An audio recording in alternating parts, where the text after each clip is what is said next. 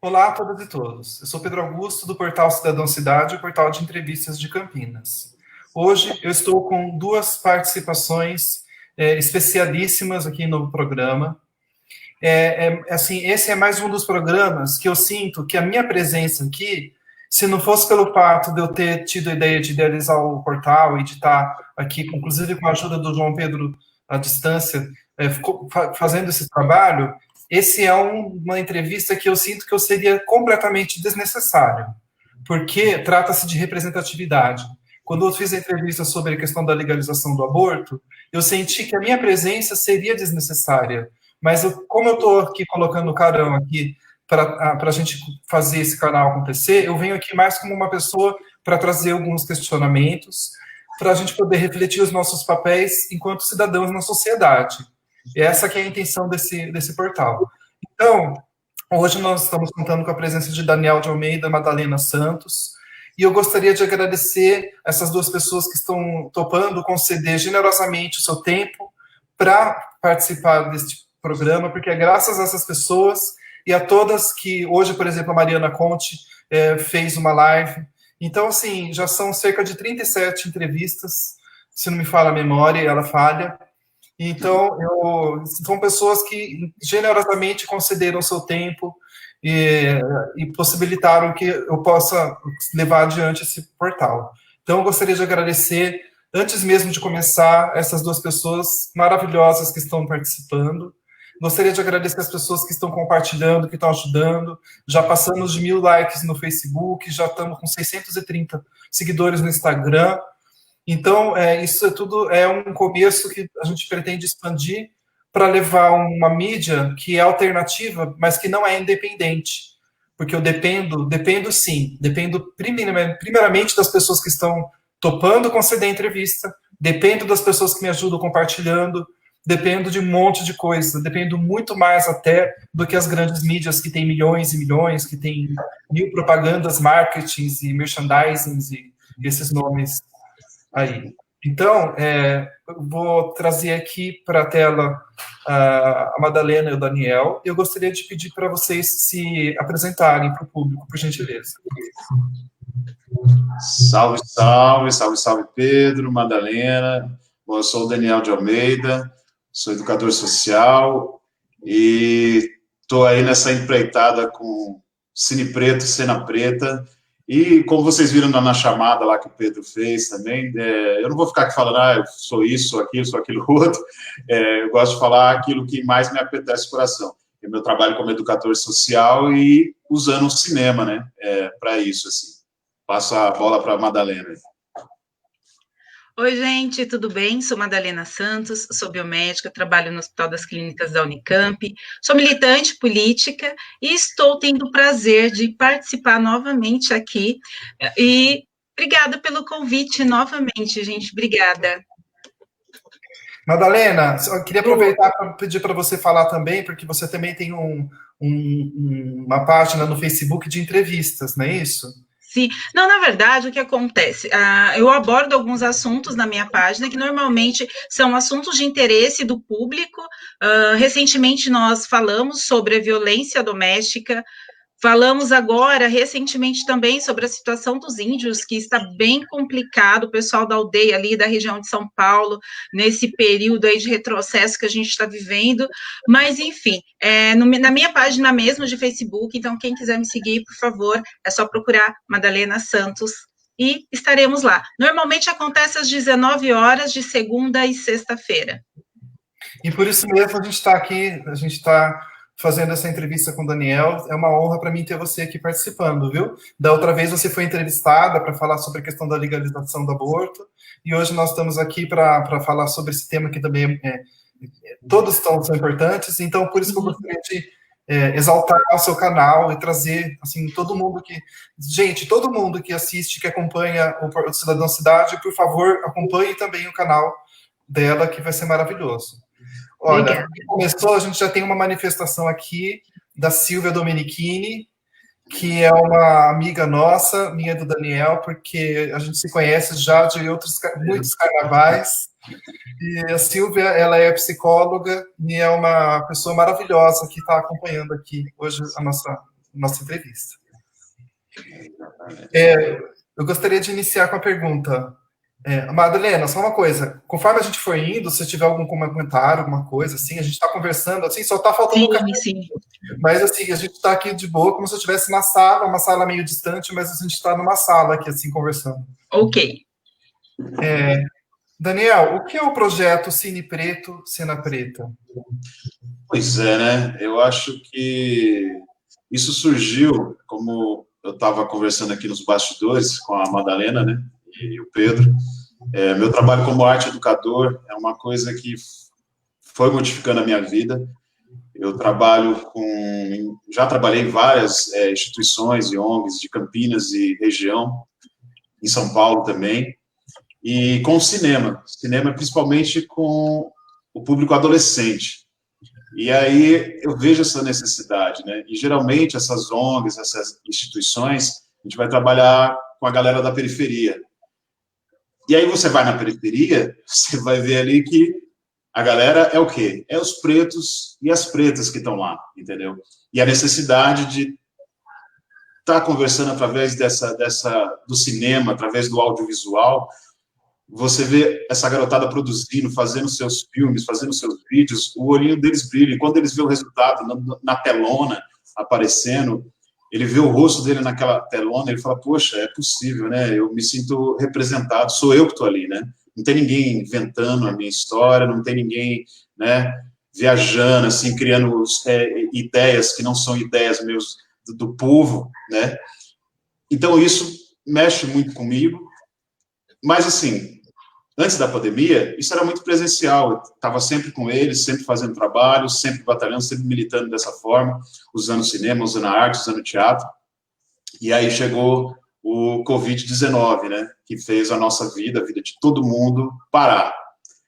E aí eu tive que me retrair no meu canto também, em casa, né, continuo dando aulas online, mas não é a mesma coisa, e essa formigação sempre me incomodando, né? Eu tenho alguns outros trabalhos, eu tenho um outro canal que chama O Grodoce também, que eu produzo. Eu falei assim, não, eu preciso disso, eu preciso conversar muito mais, eu preciso conversar com o meu povo, conversar com essa galera e mostrar a cara desse pessoal, mostrar o trabalho, mostrar a cena, né? A cena preta em geral. Então, eu falei assim, não, eu preciso criar esse canal porque como eu trabalho com comunicação, eu preciso me comunicar com o outro, né? E me comunicar dessa forma, para expandir e evidenciar ainda mais o trabalho do povo preto, né? E é por isso que surgiu essa questão do Cine Preto, Cena Preta. Cine Preto porque eu adoro cinema, trabalho com isso, sou professor, né, disso, e Cena Preta para deixar muito mais aberto, porque a ideia do canal não é só trazer convidados da área do cinema, mas da cena preta em geral, músicos, né, cantoras, artesãos, quem quiser tá entrando no rolê. E a molecada jovem também que produz. Eu estou aí conversando com a galera, daqui a pouco, assim, porque eu gosto muito de conversar com a galera jovem. Adoro conversar com eles. Então, o Cine Preto, Cena Preta, surge disso, Pedro. Surge desse desejo, e principalmente agora, eclodindo, essas coisas que vão eclodindo no Brasil, fora do Brasil, não dá mais, né? Eu queria, na verdade, estar na rua, né? Estar na rua mesmo, levantando mais bandeiras junto com os meus, junto com os amigos e tudo, mas nesse momento não podemos. Então, estou usando esse meio. Cine Preto e Cena Preta está surgindo dessa forma. E assim, cara, eu fiquei surpreso, foi muito, muito recente que eu abri praticamente essa semana esse canal, a ideia já vem de antes, e eu estou tendo muita ajuda, estou sendo super bem recebido, uma galera querendo conversar, uma galera que vai entrar quando eu começar a fazer as lives e algumas entrevistas já se quantificaram. Então, assim, eu nem imaginava que ia ter essa repercussão que está tendo, mas estou muito feliz com isso. Basicamente, é isso. Madá, você tem alguma coisa? Sim, eu quero aproveitar e já perguntar para o Daniel, porque a galera jovem é muito complicado para eles da periferia que não, principalmente os nossos e as nossas, que não estão acostumados a ter tanta representatividade no cinema, fazer cinema. E quando a gente se depara com o meio em que vive, dentro das periferias, favelas, enfim, tendo toda uma jornada de trabalho, porque independente da idade, ele já começa cedo. Como que é conquistar esse povo para o cinema? Primeiro, eu acho que, Madalena, adorei essa pergunta. Primeiro é tirar esse ranço que tem quando se fala cinema. Ah, eu estudo cinema. Parece que estudar cinema é algo que está distante, entendeu? É alguém que tem que estar dentro, tem que ser um doutor, tem que ter a câmera cinematográfica 3YB4Z, tem que ter uma equipe gigantesca. Não estou menosprezando esse trabalho, que é um trabalho coletivo, mas a possibilidade de fazer cinema, principalmente com essa questão de tecnologia, que com o próprio celular, eu dou um curso também de cinema para celular, audiovisual para celular, e a possibilidade de fazer, como é possível, e com esses meios, que nem a gente está usando hoje aqui, um meio para poder chegar nas pessoas, então, saiu da mão do distribuidor, né? Hoje você pode distribuir o seu material, então saiu da mão do liberalista branco, sabe, o liberal branco, toda essa coisa, né, que ficava ali, né, fechado, né, engrenado só ali. Então, quando eles veem isso, essa possibilidade, e que eu trago porque eu vou conversar a língua deles, é o papo reto, eu não chego lá falando, não, gente, olha, a teoria é essa, vai ser assim, eu vou colocando isso de uma forma, conversando com eles, dentro da realidade deles, e com o papo reto que a gente fala com eles, né, e principalmente praticando, né, porque, primeiro que adolescente, em geral, quando você começa a falar, blá, blá, blá, blá, nossa, enche o saco. Acho que nem só adolescente, acho que todo mundo, né? E mais o adolescente mais ainda. Então, o fazer, quando eles pegam o equipamento, quando eles começam a entender o equipamento, e aí eles vão aprendendo, quando você vê, na prática, eles já estão com conceitos que muitas vezes você fica 4, 5 anos dentro de uma sala de uma universidade. Não estou menosprezando o trabalho da universidade, não é isso, mas fica 4 anos, eles estão aprendendo ali organicamente. Então eu vejo que para eles, pelo menos na experiência que eu tenho, maravilhosa, né? Tem alguns vídeos que eu produzi na época que eu trabalhei no IPH, no Instituto Padarodo, com alguns adolescentes. Hoje, desenvolvo um trabalho com uma ONG que é do Rio de Janeiro, chama Gerações, que desenvolve um trabalho no Progem de Campinas, via IPTV, também com adolescentes de periferia, região Bassoli e outra região de Campinas, que eu esqueci o nome agora ali, com esses adolescentes. E é muito legal, que principalmente eles fazendo, seja ficção, documentário, seja stop motion, que aí eles vão tendo toda, como é que é essa técnica, né, desenvolvendo. Quando eles veem na tela o trabalho pronto, eles falam, nossa, é possível isso, né, que legal. E fora que, assim, as mesmas técnicas, eles adoram isso, essa questão dos youtubers, né, tem vontade, todo mundo quer abrir um canal, quer ter um canal, então eles começam a descobrir as técnicas, né, como ele vai falar para o outro. Eu sempre coloco, falei, gente, é possível, a aula de youtuber que eu dou, eles ficam abismados, somente com os valores que alguns youtubers ganham, né, aí já pensam logo nisso, eu falei, olha, gente, tem que ter um trabalho, vocês têm que pensar, eu falei, quantos negros tem como youtubers representativos? Quantos canais realmente de fato tem? Quantos negros youtubers estão ganhando 1 milhão, como alguns youtubers ganham aí? Então, tem que ter sempre essa crítica, né, para esse pensamento, não se fica mais um dentro do mercado. E aí gera frustração muito rápido, né?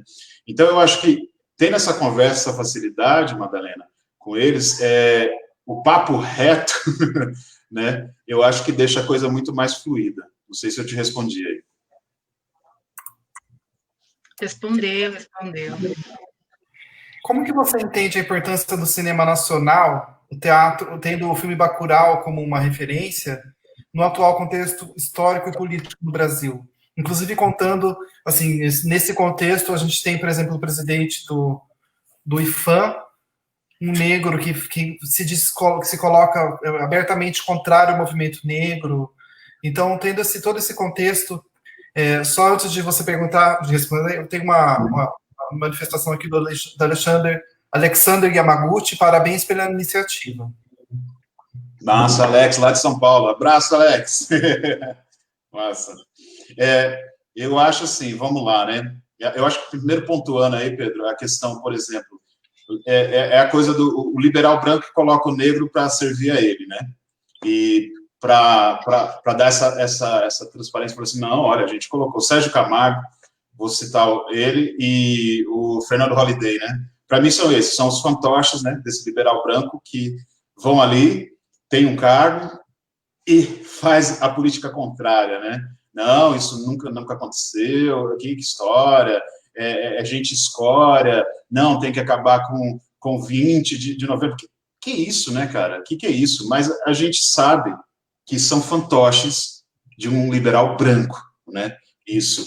E aí o contexto, voltando aí à questão da pergunta, que é do Bacurau, que é um filme lindíssimo. Aliás, quando ele foi lançado, foi muito engraçado, né? O país se dividia assim, quem assistiu Bacurau e quem não tinha assistido Bacurau. E ele gerou muita discussão. Eu me lembro que eu tive uma conversa lá em São Paulo, no Coexistir, um hostel lá, onde tem uma forma de convivência muito interessante, né? Tem artistas que moram lá, tal, geral. E a gente entrou numa discussão sobre isso, né? E eu falei assim, olha, se Bacurau tivesse sido lançado numa outra época, vamos colocar assim, na era Lula, ele não teria tido esse efeito que teve, como foi lançado nessa era, agora, né? É lógico, ele vem com essa arma, o Kleber Mendonça, ele já vem de um histórico, né? Desde Som ao Redor, Aquários, que aí ele já vem com essa questão realmente já chocando com a política do governo anterior e desse atual, né? Do Temer e agora do governo do Bolsonaro, né? Então, assim, eu acredito que o Bacurau, ele trouxe um sentimento ali em todas as pessoas que, pelo menos, eu conversei, que assistiam, esse sentimento de revolta, de representar essa revolta na tela, né, e esse Lunga, né, em algum momento todo mundo queria ser esse Lunga, personagem que tem no filme, que realmente, né, cortar as cabeças desse inimigo, né, porque esse inimigo ele aparece ali de uma forma política, porque todo mundo sabe, eu vou dar spoiler, gente, é o prefeito que traz esse inimigo para a cidade. Olha, eu falo que sempre os roteiristas, gente, a gente tem que prestar atenção no roteirista. A gente fala assim, nossa, isso é coisa impossível. Não, a política traz o inimigo para dentro da cidade que quer dizimar a galera daquela cidade, entendeu? E aí, o que o povo tem que fazer? O povo tem que se unir, né, a sua representatividade, tá ali dentro daquele museu, com a história deles, né, esse Lunga, que é um representante guerreiro, a gente tem nos nossos ancestrais, nossos antepassados, nossos guerreiros, a gente tem os mestres, que, aliás, eu sempre falo em minhas aulas para os adolescentes, a gente tem que ouvir os avós, a gente tem que ouvir os nossos mestres, entendeu? Para poder dar continuidade na história, certo? Então, o Bacurau, eu acho que ele vem exatamente como uma arma política nesse momento. Se fosse num outro momento, como eu disse, talvez não teria tido toda essa força. Então por isso que o cinema está dentro de um contexto histórico do que está acontecendo exatamente, o zeitgeist do momento, né, naquele país, naquela cidade, naquele local, né? Então eu acredito que, para mim, e para aqueles que eu, pelo menos, conversei sobre o filme, ele trouxe isso, né? Ele trouxe essa bandeira de luta, né? Esse inimigo, né? Quem é esse inimigo? Ele primeiro começa representado por esse político, que é esse prefeito corrupto, né? E como é que eu faço para mudar essa situação, né? Eu acho que tem uma das cenas também que eu acho super representativa no filme, é que as pessoas, elas acabam se escondendo dentro de uma escola, a escola como refúgio, aquilo eu achei lindo, né? Que a escola ainda é um espaço de refúgio, é o único espaço ainda de encontro que as pessoas têm. Está sucateado, é lógico, a educação no nosso país a gente sabe como é, mas ainda é esse espaço de encontro, né? Que infelizmente agora com a pandemia deu um pouco afastado, mas esse espaço de discussão e reflexão.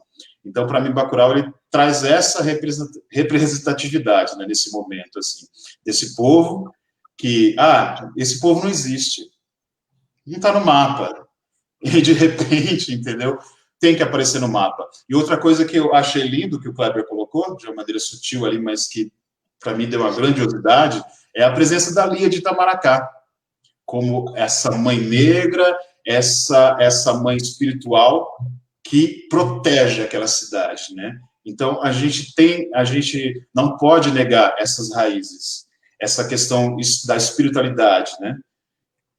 E ali em Itamaracá traz isso dentro do filme. Eu achei brilhante, muito sacado. Eu acho que tem muitas coisas. Poderia falar uma hora só sobre Bacurau, mas a gente tem que andar. Não sei se eu respondi a tua pergunta aí, Pedro.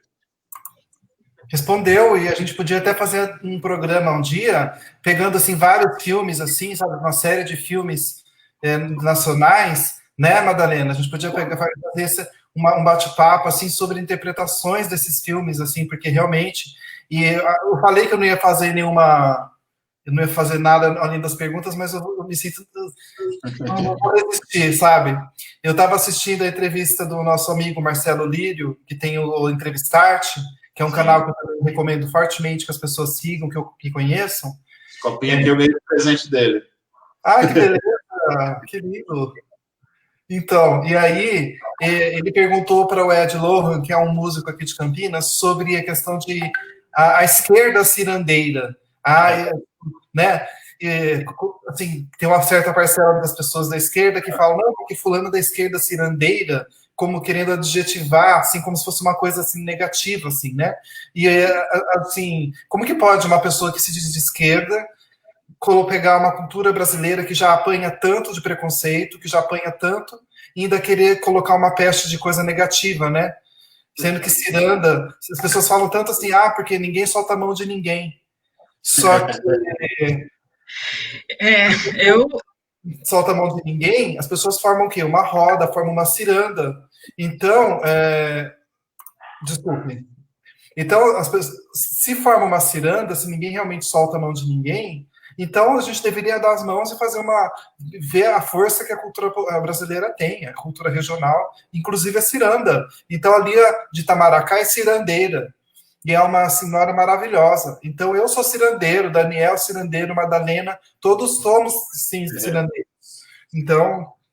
A própria Lia diz, né? Essa ciranda não é minha só, ela é de todos nós, ela é de todos nós. Ué. Por isso que eu tenho um pouco de aversão quanto à frase, né? Ninguém solta a mão de ninguém, porque solta. E a gente precisava pôr isso em pauta, inclusive dentro da esquerda, que utiliza muito isso. A gente solta, a gente vive soltando a mão do outro. Pode segurar depois, mas que a gente solta, a gente solta. Então, é importante a gente falar isso, principalmente em questão de representatividade também. Porque muitas vezes a nossa negritude ela serve para só ajudar a elevar outras figuras. Ou manter figuras. Então, está soltando a mão da negritude. Tem agora toda uma tentativa aí, está sendo muito bom, uma força bem grande de poder estar elevando mesmo. Mas eu discordo um pouco dessa frase, ninguém solta a mão de ninguém, justamente porque a gente sabe que solta, principalmente quando a gente está no meio e quando a gente passa pela primeira dificuldade, você se vê solto, sozinho, e é isso. Com certeza, com certeza. Eu acho assim, só pegando um pouquinho o gancho da Madalena, é uma discussão que eu tenho também com os meus militantes aqui, os conhecidos, essa morosidade, né, que a esquerda está tendo nesse atual momento, né, e está sendo moída por um governo fascista mesmo, né, e aí muitas vezes a esquerda está ainda numa discussão que não dá mais tempo de ter essa discussão. A gente tem que se juntar mesmo e partir para porrada no bom sentido, entendeu? A gente está aqui, a gente precisa, a gente está junto e vamos lá. Então tem algumas discussões ainda, quem que vai representar, quem que não vai. Não, gente, vamos para frente, porque os caras estão vindo e passando trator. Esse atual governo, ele está totalmente assim, ele faz o que ele quer. Entendeu? Uma frase que eu não esqueço jamais, eu sempre repito, é a frase do Romero Jucá, que ele falava, não, é com o Congresso, é com o STF, é com tudo. Essa frase eu nunca esqueço. Toda vez que, fulano vai fazer isso, vai cair, vai aquilo outro, eu lembro dessa frase. E ela vai se consolidando cada dia mais. Eu acho que, assim, precisa ter essa frente urgentemente, ampla, logo, ou então a gente vai ficar aí. A gente vai voltar a ficar nesse navio negreiro, sabe? Eu não quero. Sim. Aproveitando que a gente está falando de cinema nacional, tem o filme da Petra Costa, que foi indicado ao Oscar, Democracia em Vertigem, né? que é uma ótima referência para a gente entender, assim, como que a gente chegou nesse ponto, né? Sim, Petra Costa, você tem o documentário do Milton Santos. Eu acho que assim, o cinema, ele te dá vários caminhos, né, de militância para você entender um pouco da nossa história, por que a gente está aqui hoje nesse ponto, né, e aonde que a gente quer chegar. Que eu acho que esse é o grande barato e a minha pergunta, onde eu quero chegar. A nossa história, eu sei de onde ela vem, como é que ela se dá, e muito eu aprendi até fora da escola, né, fora daqueles livrinhos, né, coloridinho, o pau-brasil, aquela coisa toda. Eu fui descobrindo depois que não era nada disso, né?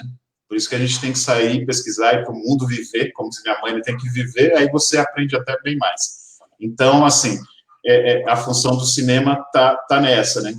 Ainda é pouco. E a gente vê agora nesse atual governo, ele saca que a comunicação, a arte, né, tem essa comunicação direta com o povo, com o público. O que ele faz? Opa, vamos cortar por aí. Não quero ter essa comunicação. Todo governo fascista faz assim, eu vou falar da minha propaganda. Eu não quero a outra propaganda. Entendeu? E o cinema foi um dos primeiros atingidos. Vide que a gente tem aí Marighella, que está prevendo-se estrear em novembro, né? Mas até agora não. Marighella, que tem uma super representatividade.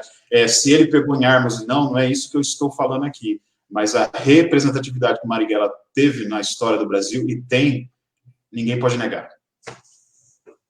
Levando em consideração as manifestações que estão ocorrendo nos Estados Unidos, após o triste assassinato do George Floyd pela polícia, como que você analisa a importância de projetos como Cine Preto, Cena Preta?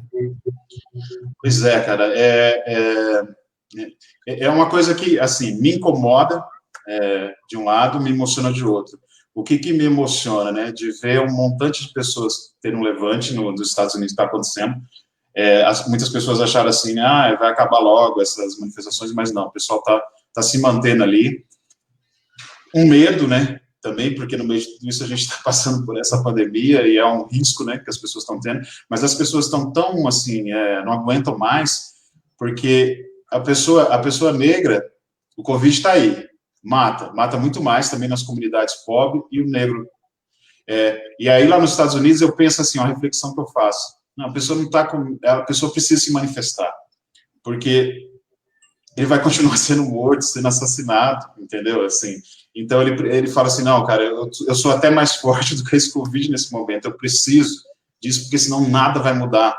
A gente tem uma história nos Estados Unidos de 50 anos, né, na década de 60, que teve aquele grande levante, e há 50 anos de novo, nunca se fechou, cara, essa ferida, e eu acho que está um pouco longe de se fechar, né, porque olha só que louco, né? A gente vê que, assim, que nos dois países, eu não sou nenhum, faço previsão de futuro nem nada, gente.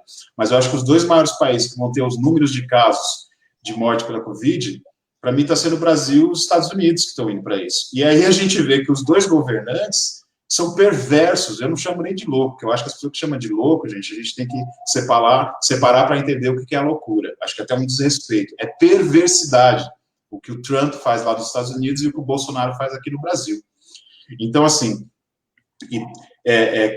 caminhadas e caminhos como o Cine Preto, Cena Preta, mas não só o meu movimento, como tem vários outros movimentos que estão eclodindo, outros que estão começando as pessoas a conhecerem, é muito importante ter essa conversa, dialogar não só com os nossos, mas com todos, porque é aquela história, a gente corre atrás dos nossos direitos, né? A gente tem que ver que os nossos, que vieram antes, está lá. Por que tem a cota hoje? Teve uma galera que lutou por isso, né, gente?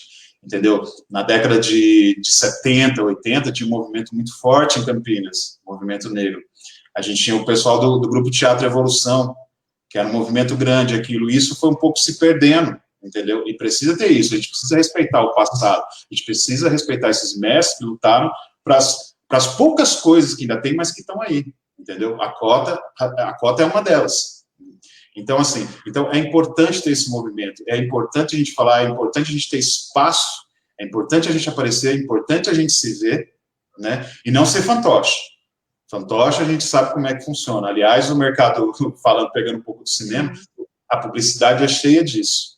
Eu sou um cara que eu sou ator, e aí, assim, eu vejo nos testes, é muito engraçado, né? O biotipo, né? O que eles querem, geralmente como é que eles convidam para o teste. Tem uns testes que é muito engraçado, tem uns chamamentos assim, olha, gente, a gente precisa de pessoas ultra bonitas, estilo classe A. Aí eu fico perguntando, o que é estilo classe A? Eu não consigo entender o que é esse estilo classe A. Então, assim, precisa ter movimentos como esse, e eu não vejo a hora da gente passar por essa pandemia, que vai passar, de alguma maneira a gente vai conseguir vencer isso no seu tempo, mas de que o Cine Preto, Cena Preta, ele aconteça presencialmente, que eu gosto muito mais, eu gosto de estar conversando com a pessoa direto no olho, para essa cena preta acontecer nas periferias, o cinema está acontecendo dentro da periferia, para ouvir a história dessa galera, entendeu? Para eles se representarem, para eles se verem mais da tela, para eles poderem falar, não, peraí, gente, a minha história existe dentro desse país, entendeu? Ela não é apenas uma empregada numa novela, entendeu? Ela não é apenas um mordomo dentro de uma novela ou num filme desses aí, né, de big bilheteria, né? Tem uma pergunta aqui que eu gostaria de fazer para você, Daniel, e também para você, Madalena. Assim, né? Só nesse portal que a pessoa pula de entrevistadora para entrevistada, assim, né? Num segundo, né? Acho ótimo, acho que é orgânico, né? Eu gosto disso, é da hora. Assim, o que é ser um artista negro no Brasil? E você, Madalena, você é uma artista, porque o que você faz no hospital é uma arte. Você cuida das pessoas no momento mais delicado da vida delas. Então, exatamente, sabe? Você merece parabéns, porque é uma coisa maravilhosa o seu trabalho, importantíssimo. Então, enquanto uma artista, uma pessoa que cuida de vidas, e você, Daniel, enquanto um artista que também cuida de vidas, porque cuidar daqui é cuidar também do nosso corpo, né? Antes de começar, inclusive, esse programa, a gente estava numa conversa aqui antes, falando sobre a questão da representatividade, né? Então, a pergunta é, o que é ser um artista, o que é ser um trabalhador, o que é ser negro no Brasil? Deixa a Madalena falar primeiro aí. Bom, primeiro que quando a gente pensa em hospital, e a gente sabe que na área da saúde, hoje, a maior representatividade são de mulheres. Já começa por aí. Então, as mulheres estão na linha de frente dentro dos hospitais, e é isso. E quanto a ser negra, é o mais interessante que quando a gente fala nisso, me faz lembrar uma cena que aconteceu no hospital que eu trabalho, com uma enfermeira, uma mulher negra maravilhosa, assim, faz tudo e mais um pouco.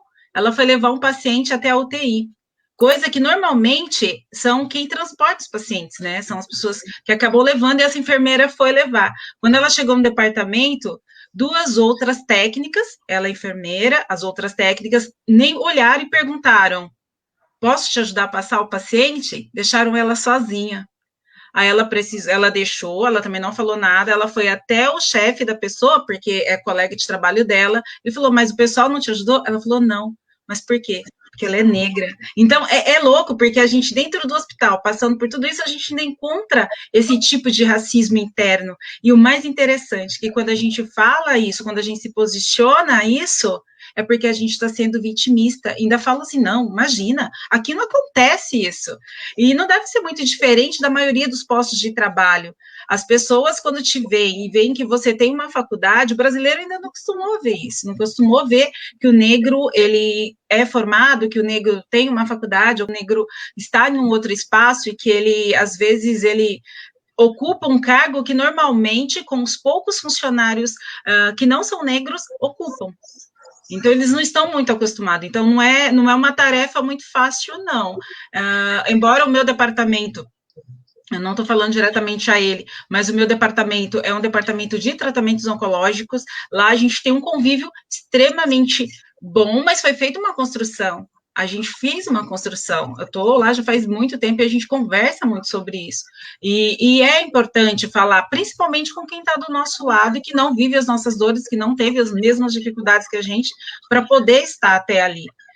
É isso. Não é muito fácil, mas a gente já sabia que não era e a gente vem buscando esse espaço cada vez mais, porque é totalmente Eu não falo que é inovador, porque eu acho um absurdo a gente ser escravizado há tantos anos e até hoje a gente vive ainda num sistema escravagista disfarçado. Então a gente tem muito disso e é preciso falar cada vez mais disso. Com certeza. Eu falo, fiquei aqui emocionado, né, ouvindo a Madalena, né? E triste ao mesmo tempo, né, da gente ver que a gente já está, não sei quantos dias, né, sem ministro da saúde. Não dá, né, gente? A gente vai acabar patinando, falando sempre as mesmas coisas, mas é um absurdo, assim. É uma distopia tão louca, né, que você fica assim, meu Deus do céu, o que importa agora, né, nesse momento, né, atual da história que a gente está passando, somente no Brasil. Ser artista negro, cara, eu acho que primeiro lugar, é uma coisa que a gente estava falando aqui antes de começar aqui, você precisa sentir negro, negra, né, preto, preta, porque você, às vezes, demora para sacar, né, já que o Brasil é miscigenado, né, você tem a pessoa que é esse, aquele fala, mas você não é preto, né, você é sujinho, como eu já ouvi algumas vezes, você é assim e tal. Outra vez brincaram assim, você não entra numa festa de negão, Daniel, porque você não é negão, e você também não entra na festa de branco, porque você não é branco, então você vai ficar dançando sozinho na rua.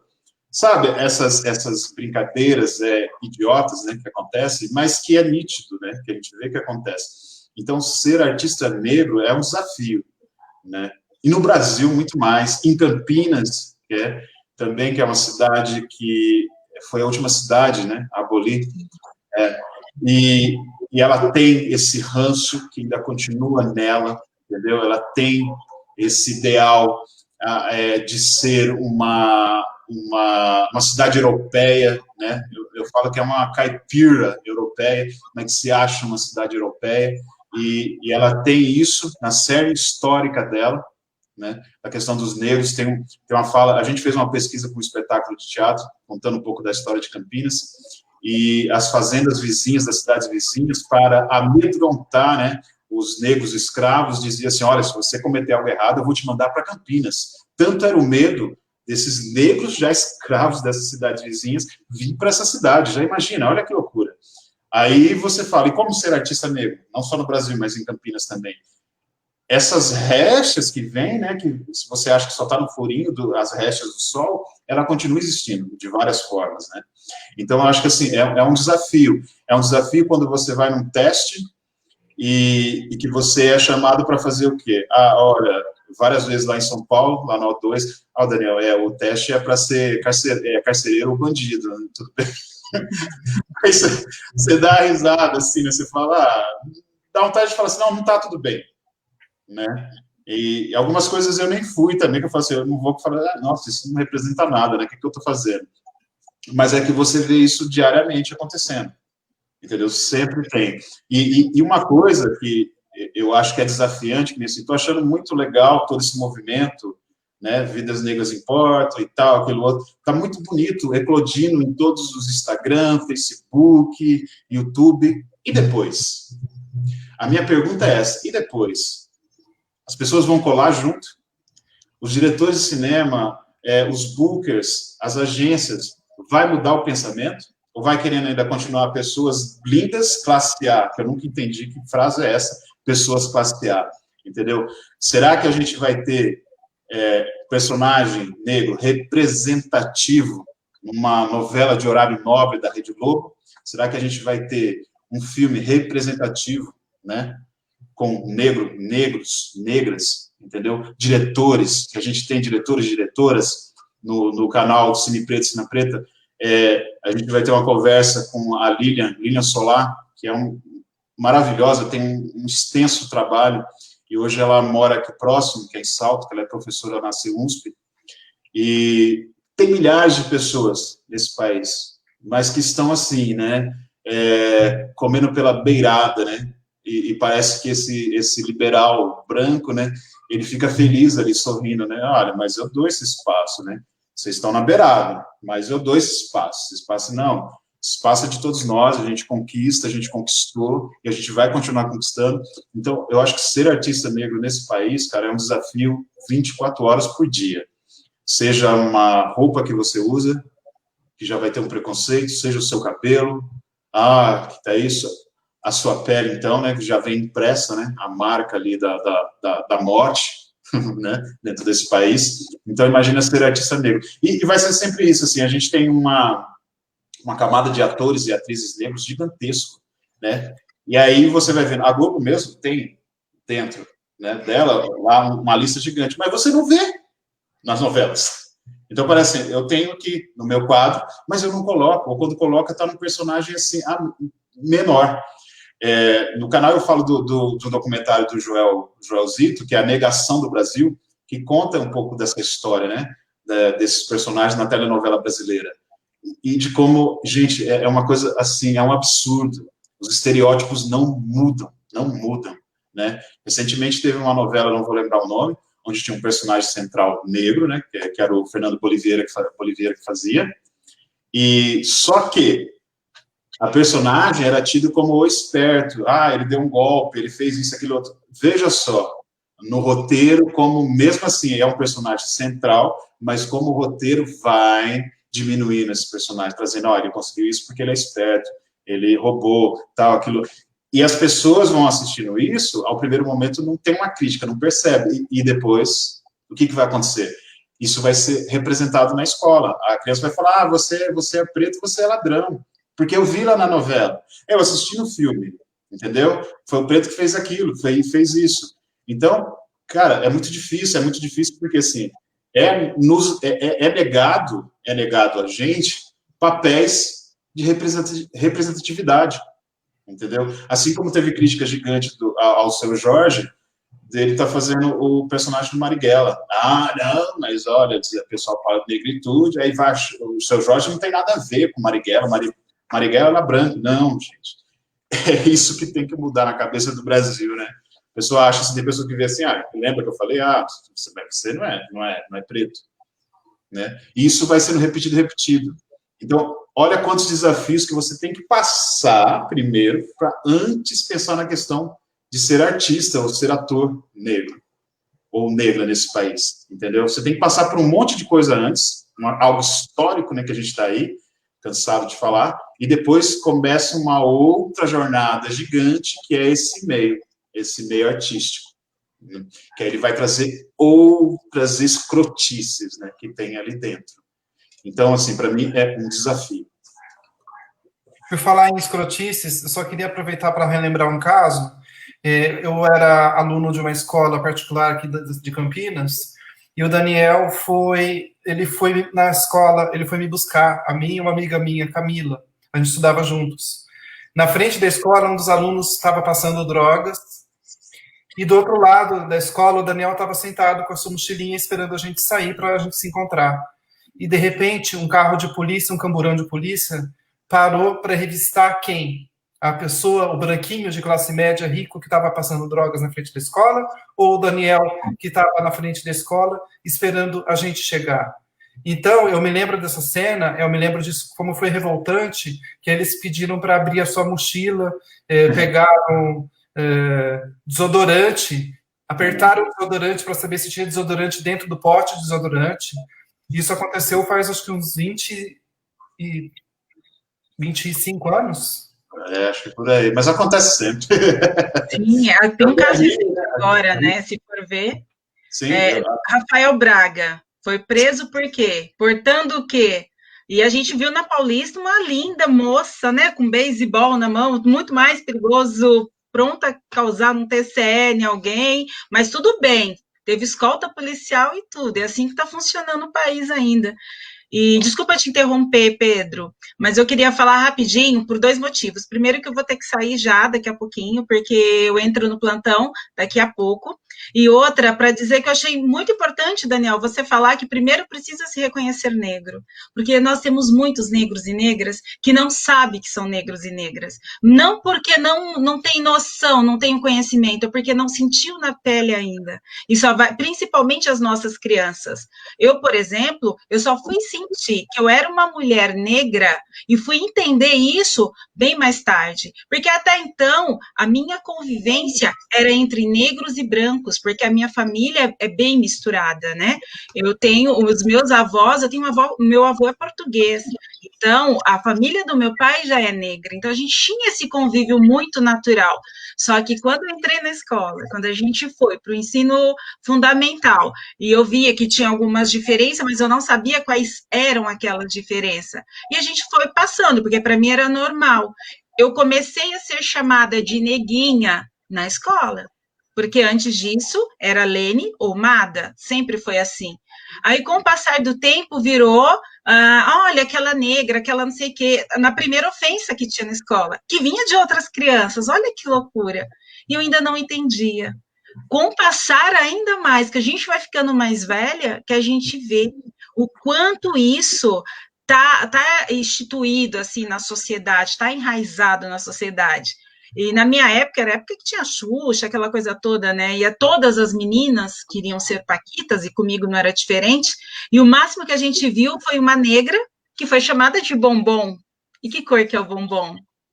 Então, é muito complicado, porque tem muitas crianças que não se dão conta e descobrem da maneira mais cruel possível, né? Que é quando ela começa a sofrer já as retaliações na escola, já começa a sentir o próprio racismo na escola. É muito importante esse diálogo com todos e todas. É muito importante, para que a gente possa, de fato, se reconhecer. O Brasil é interessante, porque todo mundo fala, a gente nunca teve um presidente negro, a gente nunca teve, porque a gente faz questão de apagar a nossa história.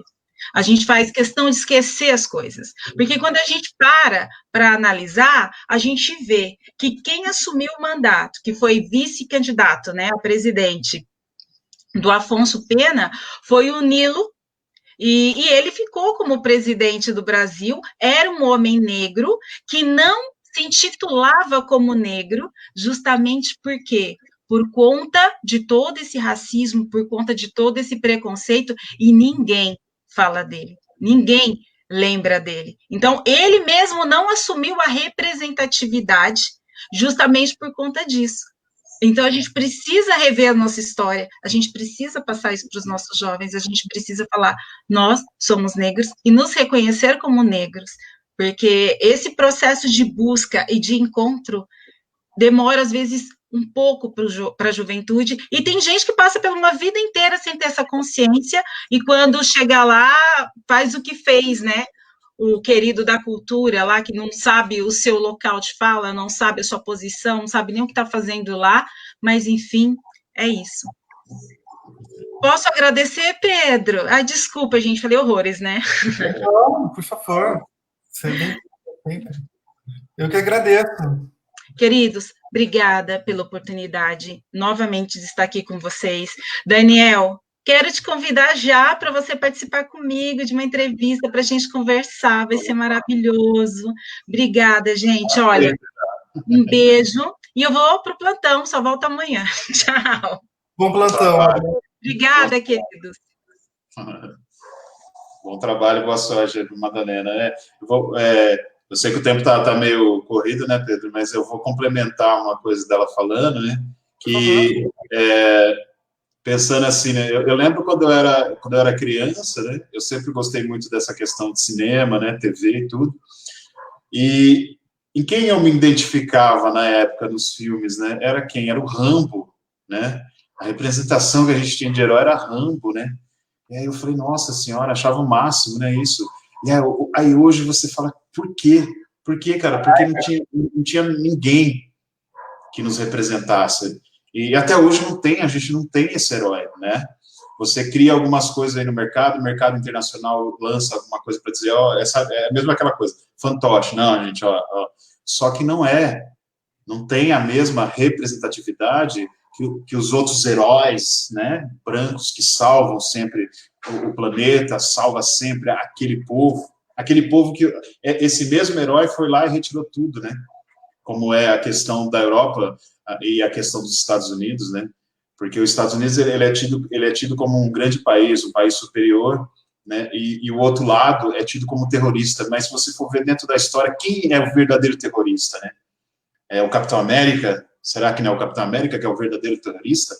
Então, é muito delicado isso, né, e eu acho que essa questão do cinema e da TV, ela passa por isso, ela contribui, né, para esse erro e essa escrotice, né, dentro da história, né? E aí eu ficava no meu imaginário, eu queria ser um Rambo, cara, olha que coisa horrível, né? E aí depois eu fui conhecendo, né, quem era Zumbi, quem foi Dandara, Ganga Zumba, entre vários outros, o próprio Lampião, e aí eu comecei a me identificar, eu falei, opa, peraí, tem alguma coisa aí que está parecida comigo, está parecida com meus antepassados, que eu sou nordestino, sou de Alagoas. Então, comecei a estudar um pouco mais isso, pesquisar um pouco mais, falando, peraí, gente, meus heróis são outros. Meus heróis não são esses aqui são heróis de plásticos, heróis, né, embutidos, enlatados, né, que vomitam sempre da gente, assim, vomitam mesmo em cima, total. Só colocando isso dentro da fala da Madalena aí. A história do cinema nacional revela uma constante luta por inclusão e resistência. Queria que você comentasse essa fala.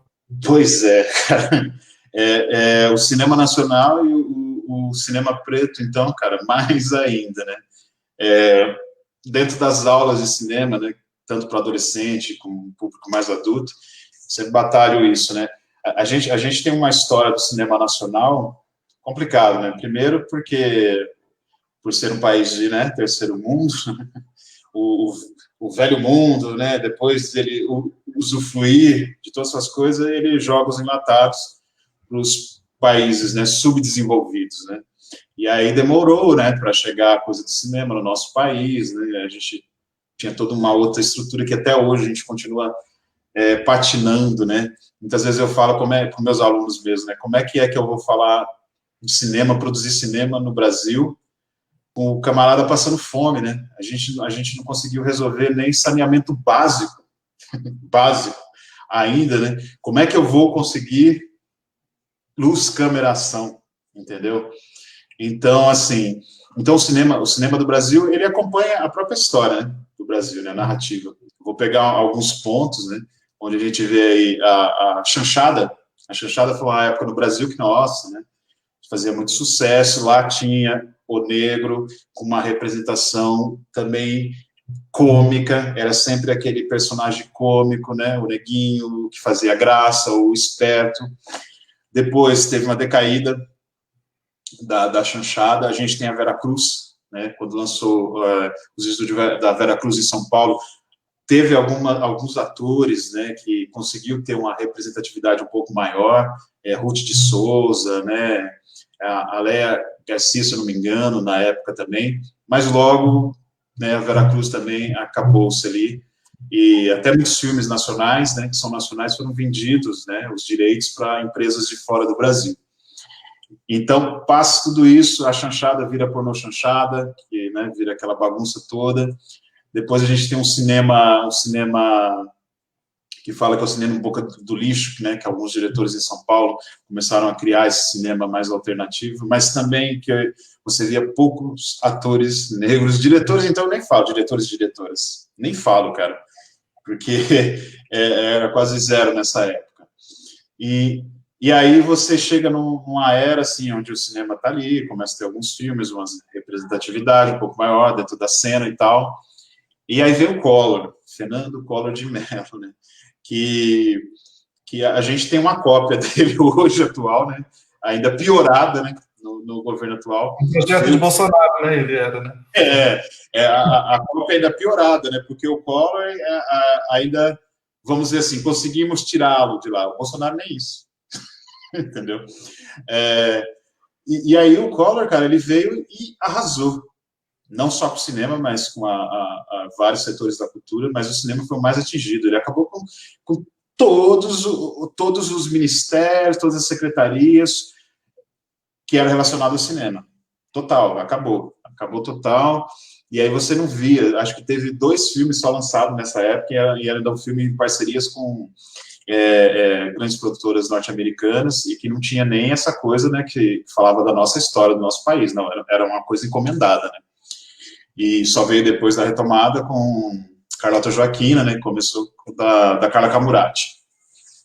Então você vai vendo todo esse histórico passando. Isso eu estou falando de um cinema ainda feito com a galera branca, né, que tem essa representação, né, dessa galera. Não estou nem falando do sofrimento do artista negro, do diretor negro, do produtor negro, do roteirista negro, da roteirista, né? E aí a gente teve começamos a ser agraciados na era Lula, com as políticas públicas, que é importantíssimo, gente. Não adianta, não tem como você trabalhar com arte, não tem como o teatro, o cinema. É importantíssimo as políticas públicas dentro da cultura. Não existe isso. Converso com várias pessoas de cinema também que falam, não, a gente tem que ficar independente disso. Não, gente, não. As políticas públicas são importantíssimas, sim. Necessário, sim. Houve uma batalha gigante para ter isso, entendeu? E aí a gente conseguiu ser agraciado naquele momento e eu acho que a gente até ficou assim um pouco acomodados, né? Então, acomodados que aí a gente chegou, pá, veio o rompimento e aí a gente ficou perdido. A gente estava tão, nossa, agraciado, tão gostoso esse momento, falou assim, poxa, que demais, a construção, vamos fazer, todo mundo junto ali, batalhando. A gente teve um ministro negro, né, o Gilberto Gil, puta, é lindo, cara, ver ele na ONU, tocando, sabe, representando. E aí você chega nesse governo, a primeira coisa que acontece com o cinema é descartá-lo. Totalmente. Não quero, eu só quero que seja a minha propaganda. Eu vou citar aqui um caso recente, eu estava passando um tempo em São Paulo, e aí eu fazia alguns estudos de cinema ali na Cinemateca, né, em São Paulo. Muito bom, era uma delícia e tudo mais. E aí começou-se um papo, né, algumas visitas, né, na Cinemateca, né, de algumas autoridades do Exército, né. E daí as pessoas começaram a querer, né, participar desses encontros, né, só para saber o que estava se falando, né, dentro desses encontros, né, e tudo mais. E aí depois foi rompido esses encontros lá na Cinemateca, né. E aí teve uma conversa que chegou que era para ter cautela, senão teria tutela. E agora a gente está vendo a tutela, né, que está tendo dentro da Cinemateca, que ali dentro da Cinemateca está a história do nosso cinema, gente. Olha só a importância disso. Se isso de repente some, ou acontece algum atentado ali, a gente não tem mais a nossa história do cinema. Acabou. A gente vai ter que construir do zero. Então, olha como tudo é um planejamento, é uma coisa perversa que vai acontecendo, né? E muitas vezes a gente vai deixando de lado nessa coisa de enfrentamento, não... eu estava num pensamento aqui que, às vezes, flores, gente, eu adoro flores é linda e maravilhosa, mas as flores não vão mudar as políticas públicas, as flores não vão mudar o sangue que é derramado diariamente da galera do gueto, do trabalhador negro, da trabalhadora negra, não muda, as flores não mudam. As flores, o que ela acaba fazendo? Ela acaba recheando caixões e caixões, como todas as pessoas que estão sendo vitimadas pelo Covid, que nesse atual momento ainda é pior pelo descaso que a gente tem de um governo perverso, que é o governo Bolsonaro. Eu sou totalmente contra esse governo. Tive pensado, eu sou uma pessoa que eu tento me evoluir cada vez mais, mas cada dia eu tenho pensamentos assim totalmente de ódio por esse ser, né, que é muito perverso. Ele e o governo dele, né, que ele não age sozinho, lógico, né. Ele está ali dentro, ele é o fantoche maior, mas tem todos os outros fantochinhos, né, junto ali, formando essa coisa perversa. Então, cara, a gente tem histórias lindas do nosso cinema, eu não vou negar, a gente tem representatividades lindas do nosso cinema. Glauber Rocha, que quando fala de cinema no Brasil, fora do Brasil, é Glauber. E pouca gente conhece o Glauber, assim como Paulo Freire, né? Paulo Freire é muito mais conhecido fora do Brasil do que aqui. Aliás, aqui querem eliminar, né? Glauber é a mesma coisa.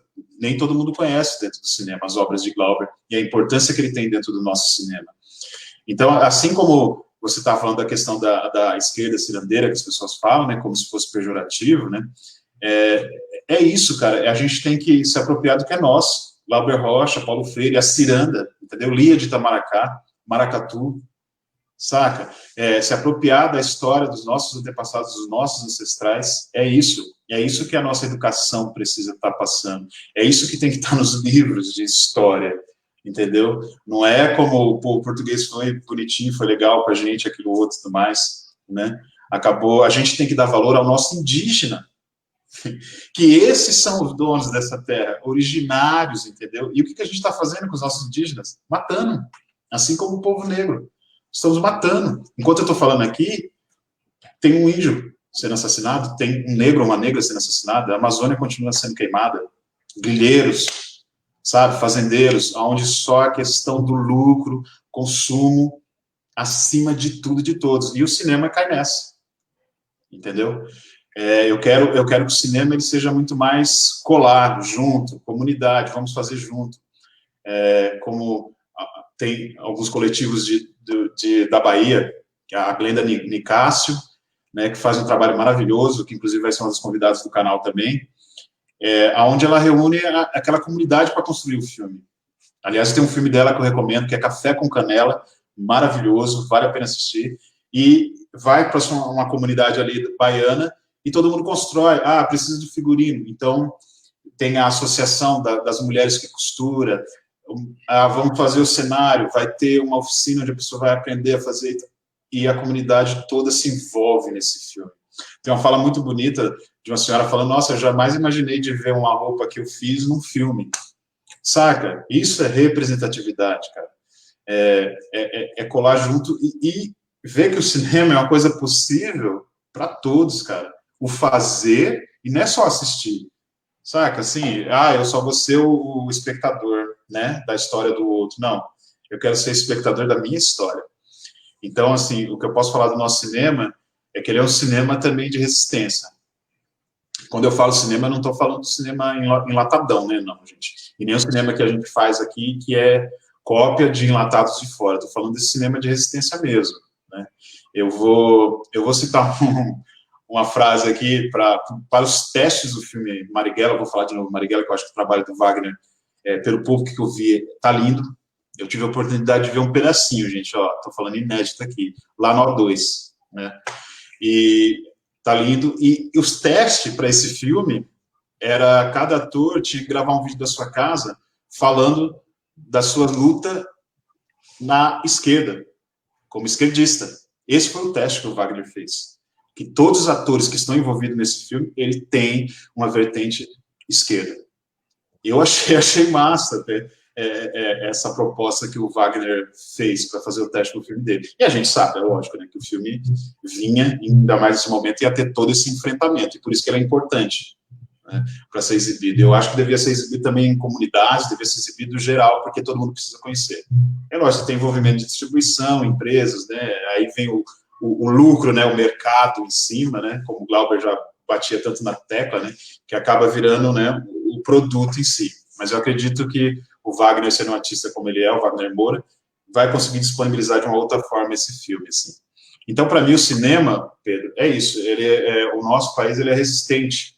Por que ele é resistente? Porque a gente ainda tem que comer.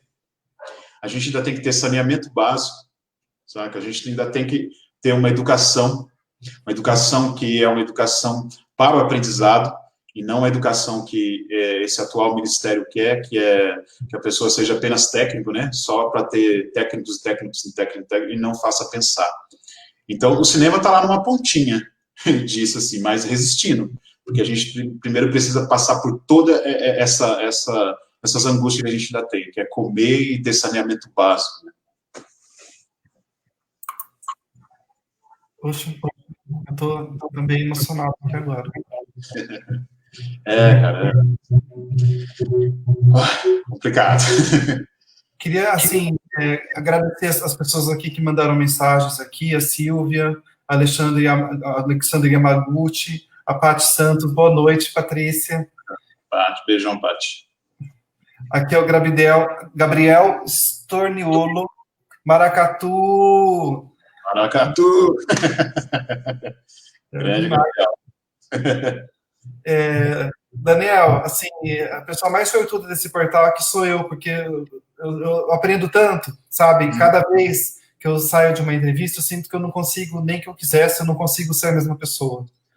É impossível ser o mesmo se a gente se permite invadir por conhecimento, sabe? Esse que é o conhecimento da conversa, do diálogo. Eu estou olhando para uma tela que assim de plástico, assim, à distância, mas assim eu me sinto aí com você agora. Então, eu gostaria de agradecer pela sua entrevista, pela sua generosidade. Sempre que você tiver alguma entrevista no seu canal, por favor, se me manda que as portas assim do Cidadão Cidade estão assim, estou de portas abertas. E eu gostaria de ter assim ao vivo já e a cores assim, né? Só quem é da década de 90 entende, né? 80, o que é ao vivo e a cores. Né? Eu gostaria de convidar você porque eu vou fazer uma entrevista sobre os seguintes temas. Provavelmente vai ser semana que vem, sobre Umbanda e outra sobre Candomblé. Massa. Então, aí eu estou vendo assim, mães de santo, pessoas que estudiosas, pessoas que frequentam, para participarem dessa entrevista. Então, eu gostaria de convidar você para dar um pulo aqui e passar de entrevistado para entrevistador também, assim como a gente fez com a Madalena, que participou. Já estou dentro. Olha aqui, olha, a gente vai encerrar aqui com chave de ouro, a Silvia Dominichini, mandando palmas. Isso. E eu só queria, antes de encerrar, Pedro, só falar aqui, prestar a minha homenagem a Mirtes Renata Santana de Souza, que é a mãe do Miguel, o menino que saiu hoje a notícia nas redes, né, que morreu lá em Recife, de uma maneira absurda, de uma maneira grotesca e perversa, né? Continua se repetindo. Tudo que a gente conversou aqui continua se repetindo. E até quando? E até quando? Então, assim, Mirtes Renata Santana de Souza, meu coração está com você e a dor que ela sente, eu jamais vou imaginar qual dor é essa, né? Mas a dor que esse país está sentindo e cada vez aumentando, cuidado, gente. Como diz a música de um amigo meu, né, do Cadu, uma hora pode explodir. E aí pode explodir de uma maneira que eu também não acho legal. Mas chega um momento que não dá, né? Então, um salve pro Miguel, que foi se acalentar em outros braços. É muito triste imaginar que uma mulher saiu da sua casa, uma mãe saiu da sua casa com seu filho, e agora vai chegar em casa sem ele, e nunca mais vai vê-lo. É muito triste. Então, eu faço das suas palavras as minhas. Estou mexido com essa história também. Não dá para a gente ignorar essas coisas. Então, a arte... tem um vídeo do Greg News que eu acho muito bom, que se chama Leveza. Até hoje eu considero o melhor de todos, assim, de todos mesmo. Ele fala que a arte, ela não é só para ser uma coisa bonitinha, agradável aos olhos e para a gente sorrir. A arte também tem que falar sobre morte, também tem que falar sobre luta, também tem que falar sobre dificuldade, sobre exploração. E se é uma arte desgrudada da realidade, não sei se é uma arte que pode nos fazer crescer quanto pessoas. Então, Vinícius já falava, Vinícius de Moraes, que a vida é a arte do encontro, embora já tanto desencontro pela vida, e esse encontro aqui, mesmo que a distância, é uma forma de arte. Então, esse programa, eu gostaria de também dedicar assim, a todas as crianças negras que já morreram no Brasil, por conta de uma sociedade machista, uma sociedade racista, e principalmente esse caso de hoje, que é muito triste mesmo.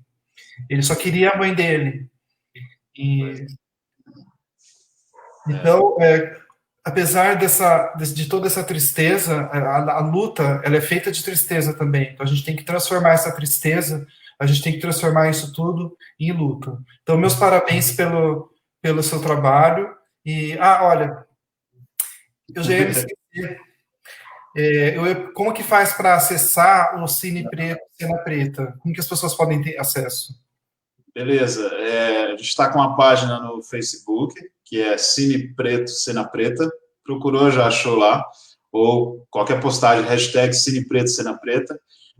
Se a pessoa quiser falar alguma coisa, se quiser falar no canal também, quiser conversar, pode mandar e-mail também, que é a mesma coisa, cinepreto, cenapreta@gmail.com, e o canal no YouTube, que segue o mesmo nome, entendeu? Então, é só colar que a gente está aqui, ó, de braços abertos para poder abraçar.